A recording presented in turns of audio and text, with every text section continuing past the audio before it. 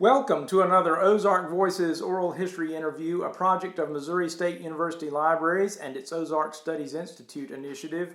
I'm Craig Amason with the University Libraries, and today's date is Tuesday, December 10th, 2019. Our special guest is Madison Woods, and we are at Wild Ozark, the property where Madison lives in Madison County, just outside Kingston, Arkansas. Madison is an artist, writer, blogger, and a retired environmental scientist who propagates various plants native to the Ozarks, including ginseng. Thank you so much for allowing me the privilege to talk with you today here at Wild Ozark. Why don't we... I'm glad to be here. Thank you. Why don't we start off by having you tell us where you are from originally and how you came to settle in the Ozarks. I am originally from a little town called Santa Ma in South Louisiana, between Baton Rouge and New Orleans. And I don't remember when exactly, but somewhere along the line I did become interested in ginseng and even looked into growing it in that area, and it didn't seem very feasible, so started looking for property where I could, and Ozarks was the closest ideal place. So it was ginseng that actually brought you to this area. When we were looking for property specifically that would be a good place to grow it.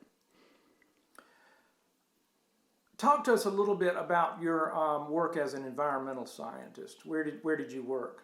I worked for environmental testing group in Bentonville and I was the metals department, so I was looking at trace metals, heavy metals, and using an ICP-MS to analyze for that.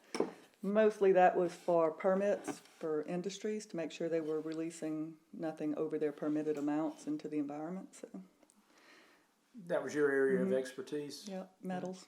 And that's where you were trained? No, I originally was in more inorganic and organic laboratory analysis, and then came up here and trained to do the environmental for the metals.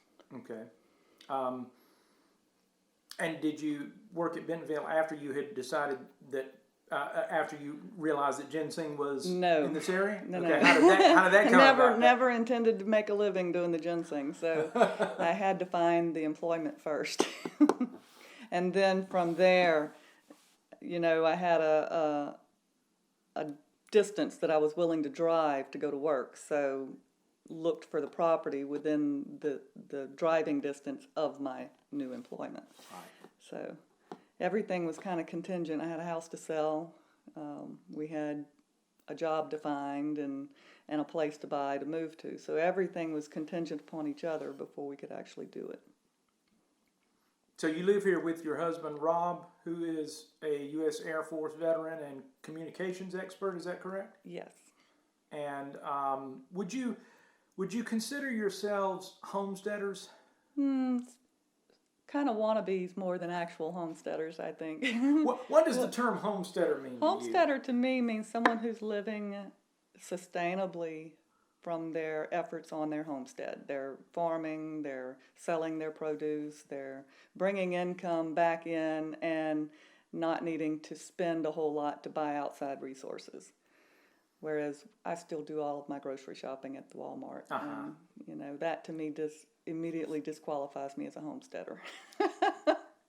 Would you like to become a homesteader? Oh, yes. I have plans, big plans this year to do a garden, which I used to do a garden and did pretty good at it, but had to learn how to keep the critters out of the garden, and then I got out of it and haven't done it for years, but I want to do it again.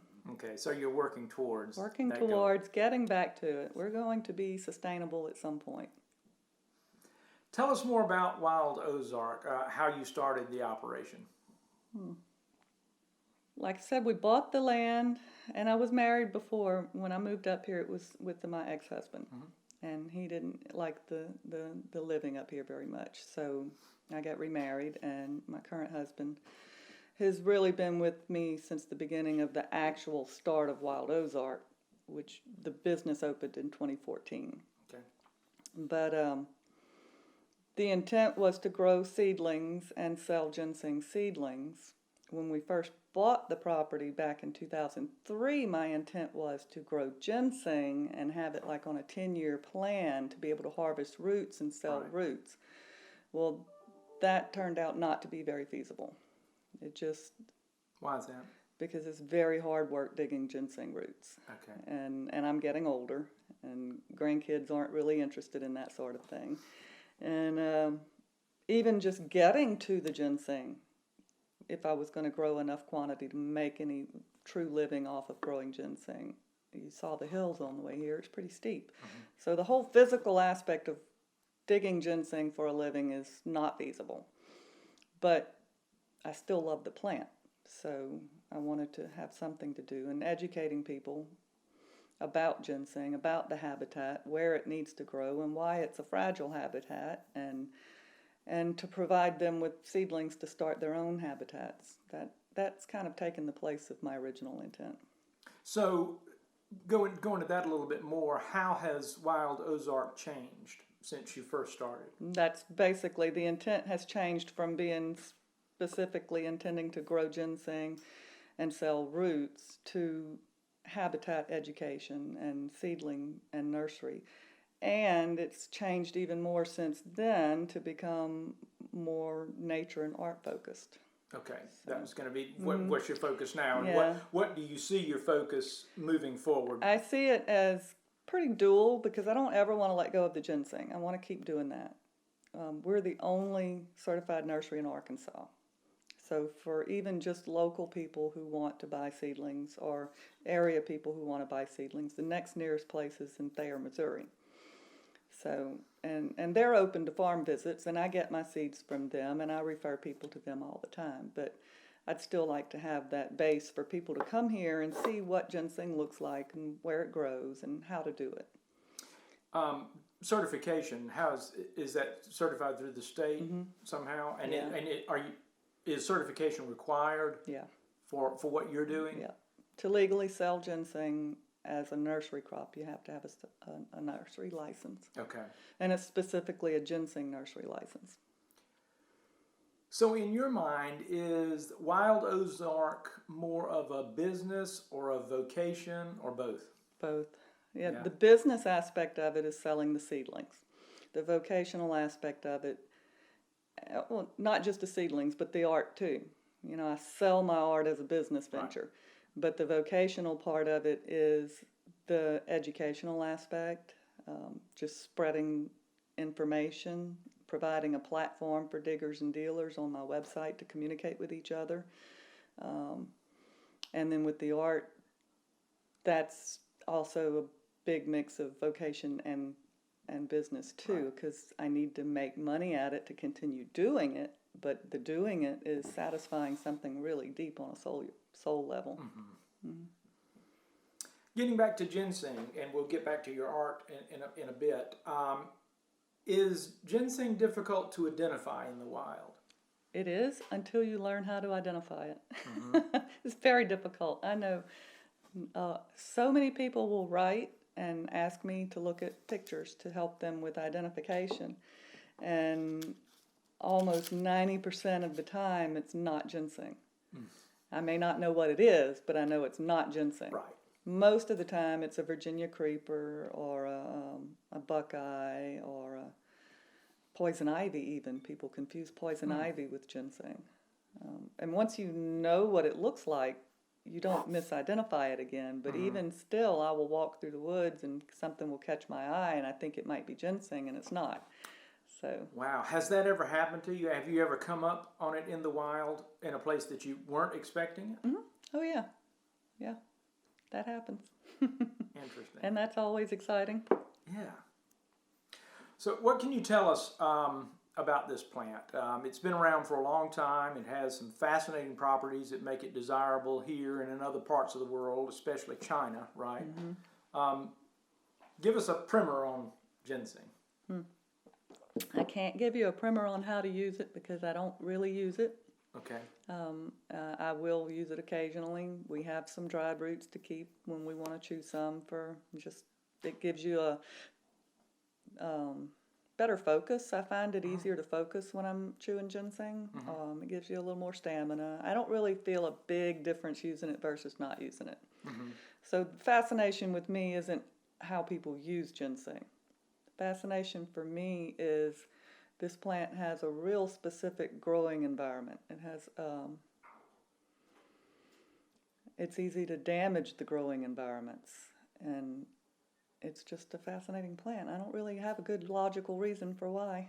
Yeah, just growing it for the sake of the enjoyment of the plant. It's just one plant that I like. Tell me how you first became interested in ginseng. I mean, you mentioned that earlier. I'd be interested to hear. I wish I could remember. I do not know. I know I've always liked hiking, and I've always liked nature. And I always have been drawn to places with hills and clear running water and things like that. In South Louisiana, you don't have a whole lot of that, but there was an area in St. Francisville, which was about an hour's drive from where I used to live. And it did have clear running water and hills and environments that you would think ginseng should grow in. And I have since collaborated with someone who does have property between Baton Rouge and St. Francisville who was successfully able to grow ginseng there. And I've lost touch with them. That's been many years ago.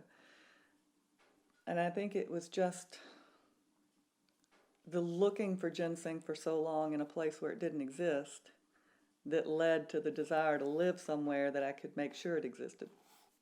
Okay. And that's got to be how it got started.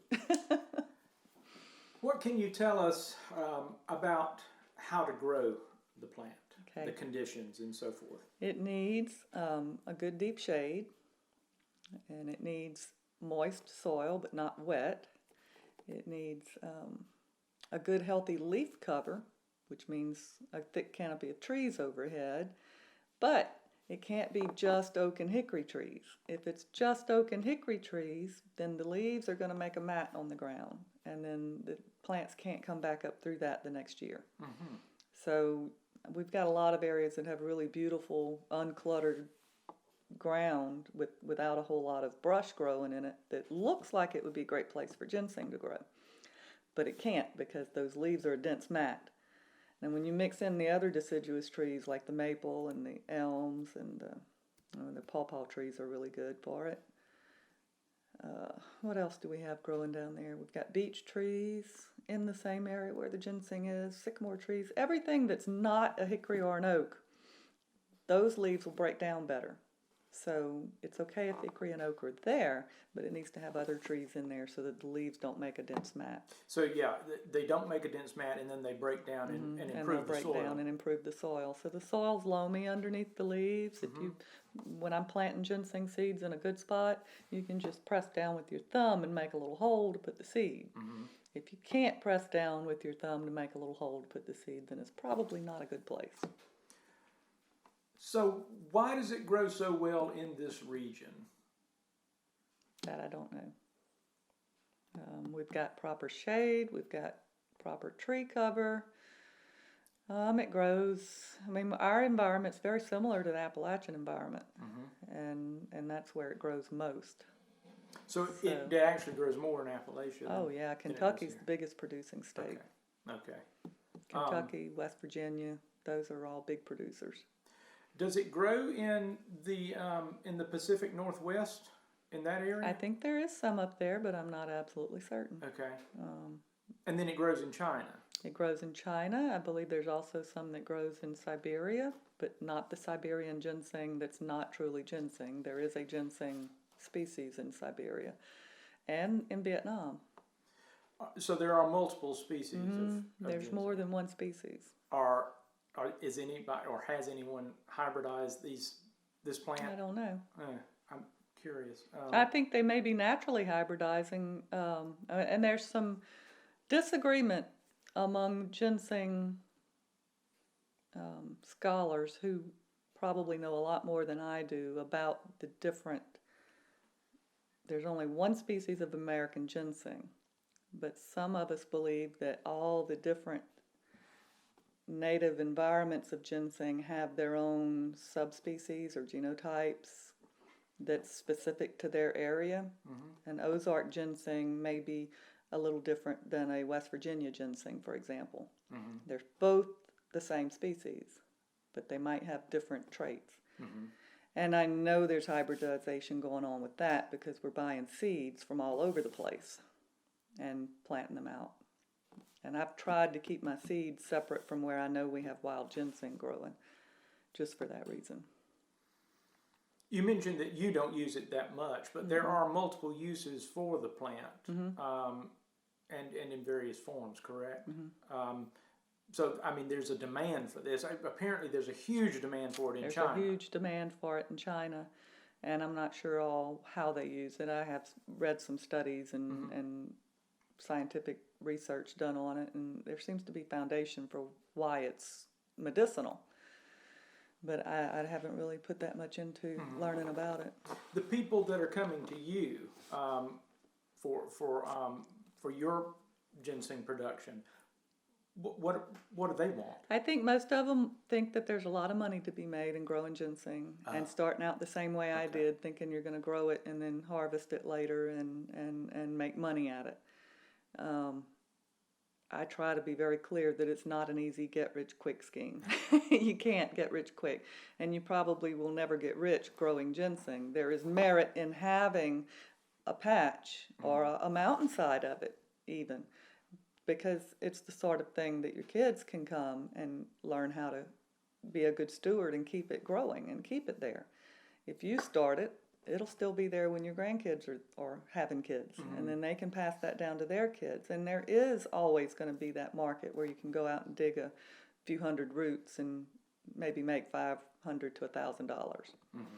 You know, but that's not easy and quick, and it's not going to be something you're going to do every day of the year for employment. So Right, it's not like growing a carrot or a potato, Right, because there's like a 10-year. It's 10 years before it's actually worth digging, but then even 25 years before it's really desirable. Wow, So that's a commitment. yes, That's more than lumber and timber. and it's not real reliable that you're going to have those all there when you go back to dig them, because animals eat them, poachers dig them, trees fall, ice storms happen, your canopy can get wiped out. There's so many variables. Are there animals that dig to eat the roots? Well, I haven't had any animals dig to eat the roots. I have squirrels dig to eat something around the root and throw the root out. Oh. And turkeys eat the seeds, eat the berries, and then when they eat the berries, it ruins the seed. But a natural vector is the brown thrush, the wood thrush. They do eat the berries and they do distribute the seeds. Okay. So deer eat the plants and they'll eat it down to the ground. That generally doesn't kill it unless they just keep doing that every year. Every year, right. Yeah. Do you take any measures to try to protect yours? No, mine are truly wild simulated. When I put the seeds out there, that's the last thing I do for them. Okay, yeah. And then I they're go on back. their own. They're on their own after that, and then I go check on them and see if they're all right, and cry if they're not, and rejoice if they are. Is ginseng threatened in the Ozarks? I would say it is, but I'm not sure about the legal status of it. I know it's a threatened plant considered overall. It's highly regulated because of that. And that's because of clear cutting and. Not specifically. It's because of overharvesting, I think. I know back in early days when the trappers and traders were coming through, ginseng was very, very abundant. You'd find it in carpets under the trees from the reports that I've read. And now I never see carpets of it. I find patches of it that are really nice, filled out, but not carpets of it. And I think that's just from overharvesting. And logging has a big impact on it, I think. I've heard other people tell me that it doesn't bother them, but I don't see how it cannot. If they need the shade and you take the trees away, well, that just doesn't make good logic to me. Right. Can you tell us about the American Ginseng Habitat at Peel-Compton Gardens? Oh, I wish I had seen it this year, but I have to Bentonville? tell you, I haven't even seen it this year, but I enjoyed putting it in. Tell me about your involvement in that project. Yeah, they have a nice little trail there with what looks like it should be good habitat, but they have an awful lot of squirrels who seem to compete with planting anything because they want to dig it out. But we did have at least one of the plants matured and made berries last year. So, and this year I did not get a chance to go check on it. But next year I want to follow up and we'll plant some more out there. This is going to be an ongoing project. It's not going to be a give up and quit if these don't make it, because we're just going to keep trying to provide the environment. If we have to put cages around them to keep the squirrels out so that they can survive. What is the Peel-Compton Garden? Neil Compton is the man who founded the National Buffalo River. Okay. He's the one who advocated to make it a national river, and that is his home site. Okay. So they've made a botanical gardens there, and it's connected, I believe, now to Crystal Bridges. Okay. There's a lot of trails through there, so it would be a good public outreach place to actually make sure ginseng survives so people can see it.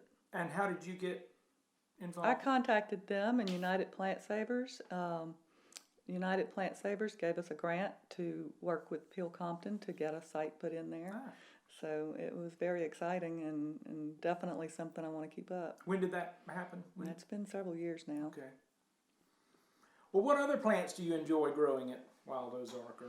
Oh, I have golden seal growing. I like black cohosh. I don't use any of these a whole lot. The plants that I actually use are the ones that grow wild like weeds everywhere. Mm-hmm. But the ones that need the specific environments, those are the ones I really enjoy the most. Those are the ones that I'll take propagation cuttings and I'll gather seeds and I'll bring them to put in new little spots that are becoming better for them.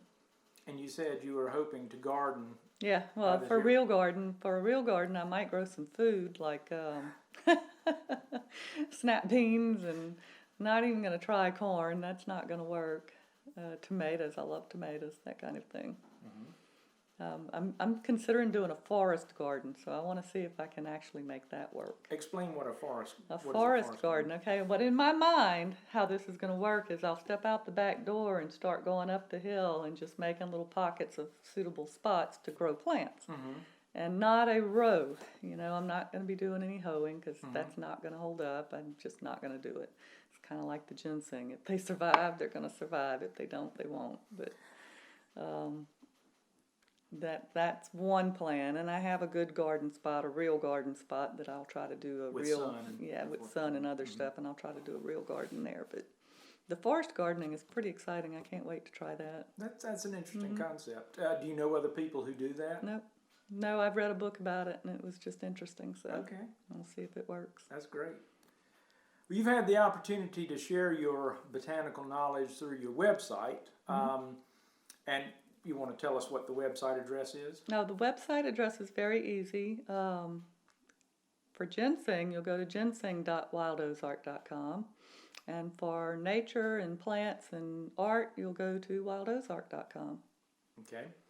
But you're also you've also shared your knowledge by writing articles for the Blazing Star, a quarterly magazine published by the North American Native Plant Society. Mm-hmm. You enjoy writing? I do. I actually was writing before I was ginsenging. Ginsenging, that's a great verb. Yeah. I've been a writer far longer than I've been, and an artist far longer than anything else. Just not painting and not writing articles for the Blazing Star. Right. So you also write fiction. Mm-hmm. And is that what you've been writing for a long time? Both. I was writing about herbs and herbalism before I was writing fiction even. And you have a very clever pseudonym under which you write fiction. You want to share that? Or? You don't have to. Not particularly. Okay. We'll keep it. That muddies all the water up too much. Okay. Tell us about your fiction, though. Tell us. The fiction? Oh, I have been writing Ozark-based fiction. And yes, if I'm going to talk about the fiction, then you need to know the name. It's Earthwitch, ERTHWITCH. And if you just Google that, you'll find my website, because I don't believe there's anyone else using that. But anyway, it's Ozarks fantasy. Mm-hmm. Kind of near future. kind of post-apocalyptic. Yes. New world. Is it? Does that give you? Is that an outlet? Is that a creative outlet for you? Yeah, because I have a really weird imagination. The painting has taken some of that away too. So the fiction just lets me write things in my imagination and weird dreams down and do something with them.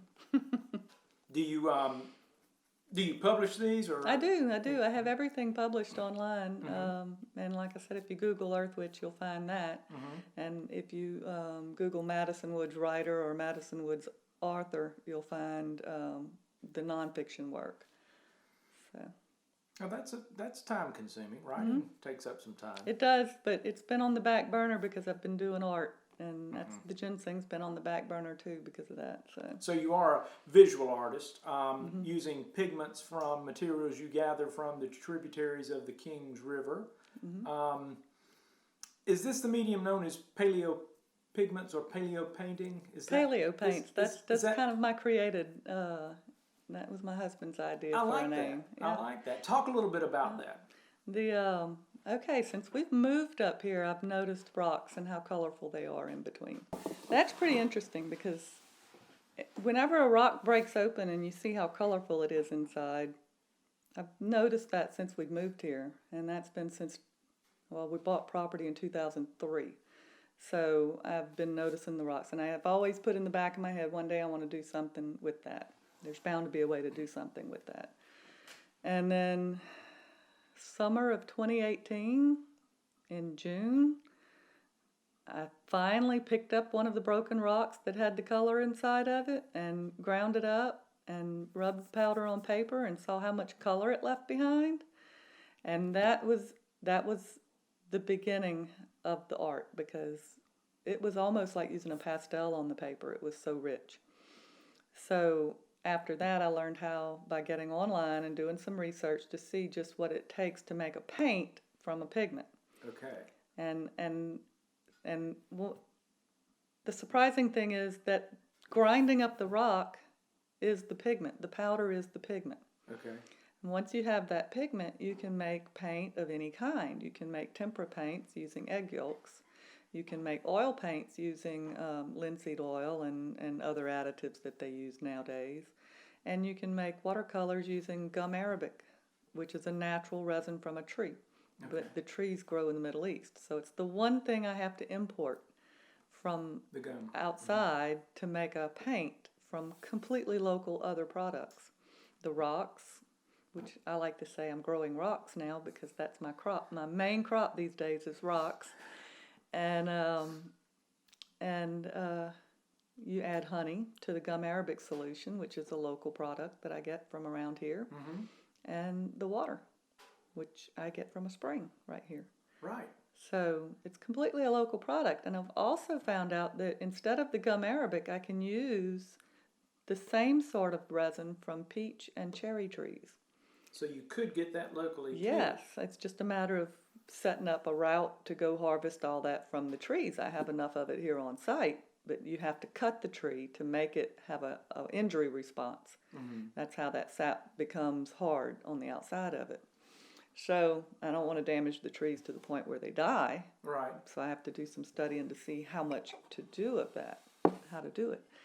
But potentially, that's a completely, totally sustainable Ozark paint. Right. I assume that would be like tapping maples and that sort of thing, that you can do that without killing the tree. Yeah. Right. But the sap is different than the resin. So I don't want the sap that runs through the tree like that. What I want is the sap that it creates as an injury response. I see.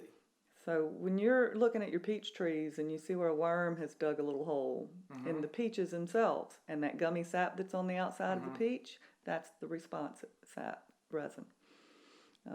If you cut the tree limb or the trunk somewhere, or a borer goes in, it'll create a resin to try and protect itself. That's the resin you need.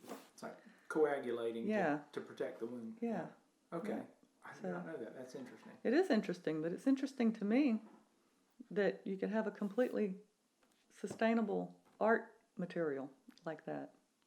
Yeah, so You could get all of Everything. your supplies right here. Everything right here. So, tell me what you do with the rock. I mean, how do you get it to be powerful? Grind it up with well, first outside I'll break it. If it's a rock like that, you have to break it to smaller pieces. And then I have a mortar and pestle, and I'll put it in the mortar and pestle and grind it up. And if it's still hard, I'll use a hammer to break it into even smaller pieces. But grind it up.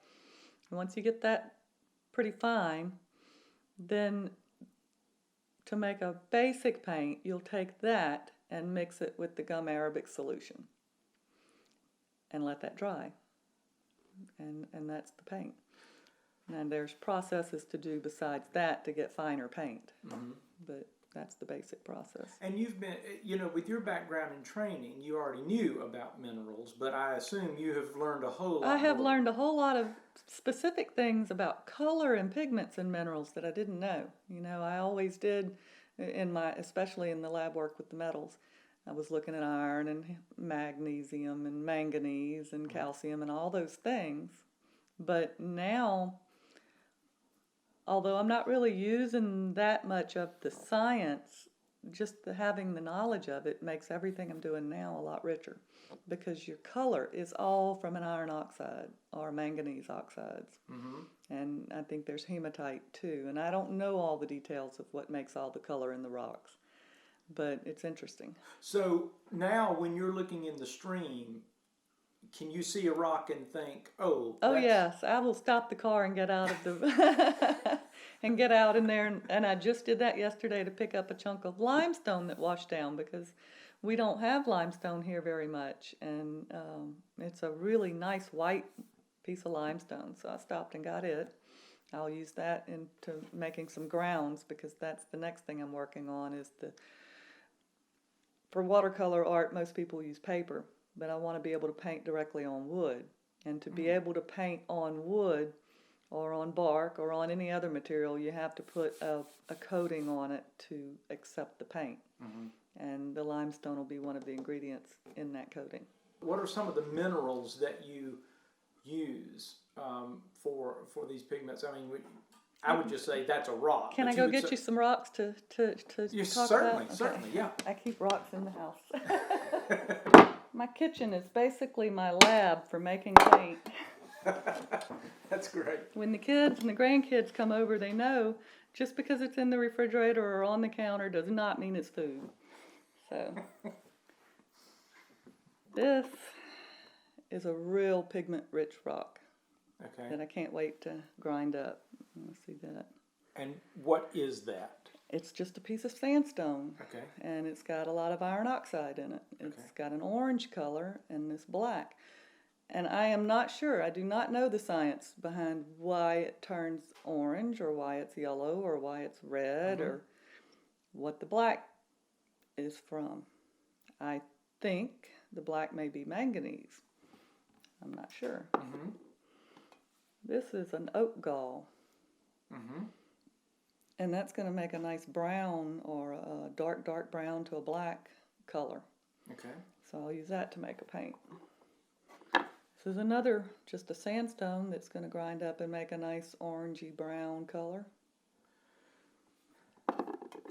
So the sandstone can serve as a host for various minerals of different pigment. For different pigment ratios, and I'm not sure what it is.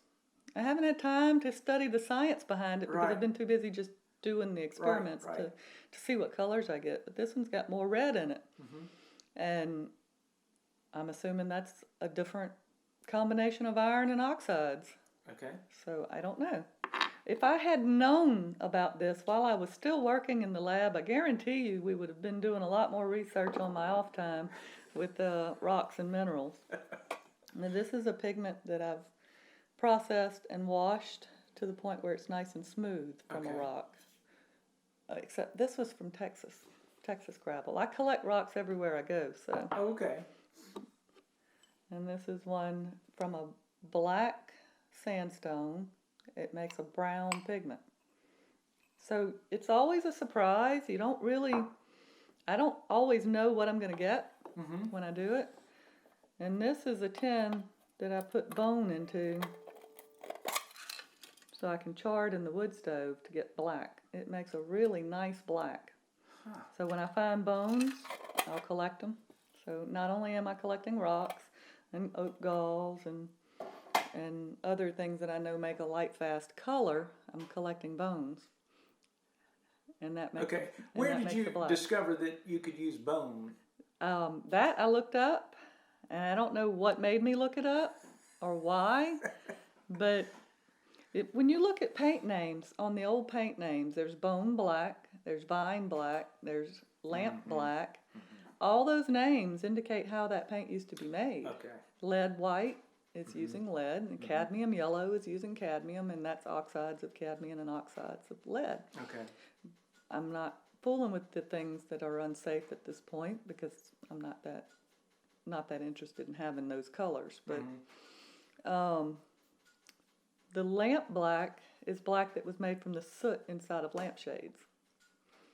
And the vine black is black that was made from the charred grapevines.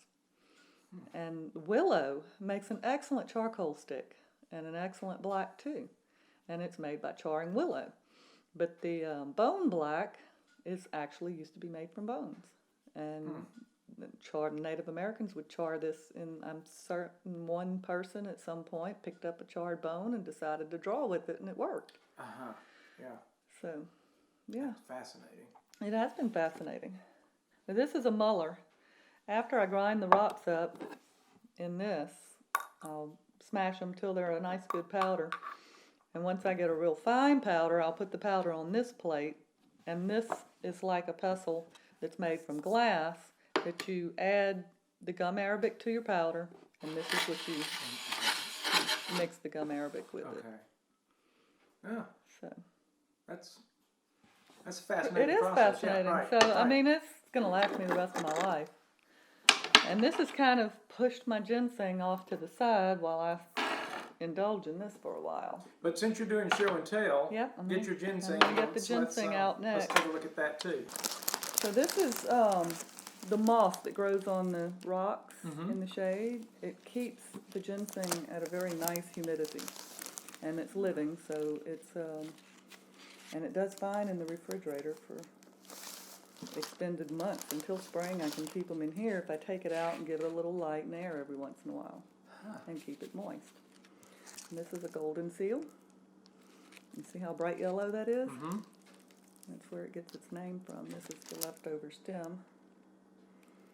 And this will stay fine in the bag in the moist moss until spring when it's time to plant it. I could plant it now and it'll do just fine, but if somebody wants to buy it, then I already have it harvested.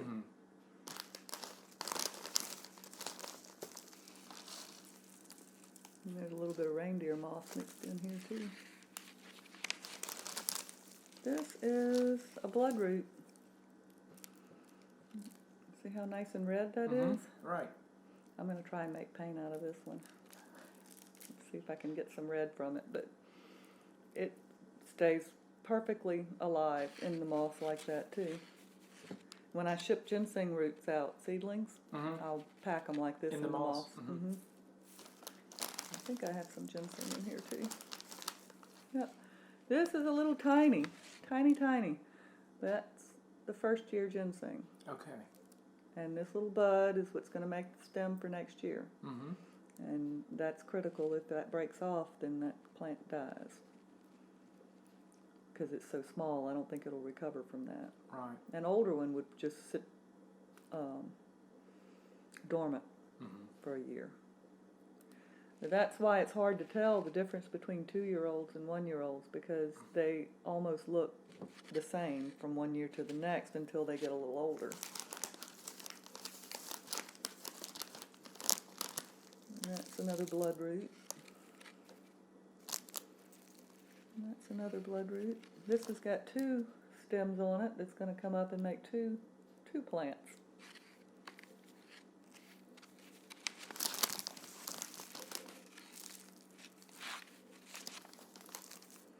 And more golden seal. I think that was the only ginseng, so you got to see that one. It's great. But that's how I keep it in the refrigerator. Are you doing classes or anything like that to teach people horticulture? No, I don't really feel like an expert in horticulture, and I never thought about doing classes to teach people how to hold them like this or propagate them or anything like that. Now, what I used to do, and I may do it again next year, is in May when the ginseng seedlings come up, I hold a little, I call it pot 10, keep one, where people will come out and learn how to transplant their seedlings from the ground where I've got them started and put them into pots to help me get my nursery stock potted, and then they'll get to keep one for every 10 that they pot up. Okay. So that's about the only kind of educational thing I've done. I've done show and tell like this before. Demonstrations. Yeah, demonstrations for the master gardeners groups and things like that. Okay. So that's it. Well, getting to perhaps a little more philosophical side of it, what inspires your visual art? Is it the Ozarks? Is Nature. it nature in general? Nature in general, and because I'm using Ozark pigments, I like to do scenes from the Ozarks. Now, when I travel, I collect pigment rocks and stuff from where I am, and I'll do artwork of that region with those colors. I haven't done it yet, but that's in my plans. And I think you mentioned that your fiction is Ozark based. It's Is that Ozark just based. because you live here, or is there something about the Ozarks? There that may be makes something a good about setting? the Ozarks that does it. I don't know. It's because I live here. It's what I know, you know. But also, there's elements of other places in it too. I've been to the Middle East a few times, so in my books you'll find some other desert scenes and references to environments that are like the Middle East. Okay. Experiencing that heat is just mind-boggling, and it's impossible to describe to someone how hot the heat is. So that's made it into the books. Just what I experience influences what I write and what I draw and what I paint. Scenes from nature, really. Are those the predominant themes in your visual art? Scenes Yeah, from and nature? it's probably the predominant thing in my fiction too. Okay. Is nature. Okay. What do you love about the Ozarks? What I love about here specifically is about my part of the Ozarks where we live, is we have a huge balance of predators and prey, and wildlife of all sorts, and plants of all sorts, environments of more than one kind. Now, there's water environment, there's shady environment that the ginseng likes, but there's also the kind of environment that things like echinacea likes, and I just like the abundance and variety, I guess, and I like seeing the 4 seasons. I like the changing of the seasons, and not being stuck in one for any too long. Louisiana can be like that. Yes, and too much mosquitoes and humidity. We don't have as much mosquitoes and humidity. And I can see the bottom of the water when I'm wading through the creek, and I don't have to worry about whether the snapping turtles are down there going to get my toes.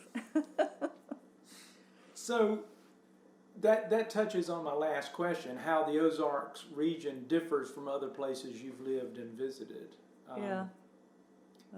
The 4 seasons is probably the most distinctive, and the variety of terrain and environments in one small area. Predator and prey plays a lot in my art and in my writing, so the balance of predator and prey here is important to me. I mean, we don't go and kill everything that's a predator around here. I have a dog that used to keep them away from the chickens, but he retired now, and I have no chickens because of that. But I mean, a lot of people go out of their way to get rid of all the snakes, get rid of all the coyotes, and everything that's not a friendly animal, I guess. And I don't. I like to have them here. Anything we haven't touched on that you'd like to I don't think so. talk about? We've covered quite a lot. Good, good. Well, thank you very much for participating in our You're oral history welcome. project. I appreciate it very much. I hope your viewers find something they like. I'm sure they will. Thank you.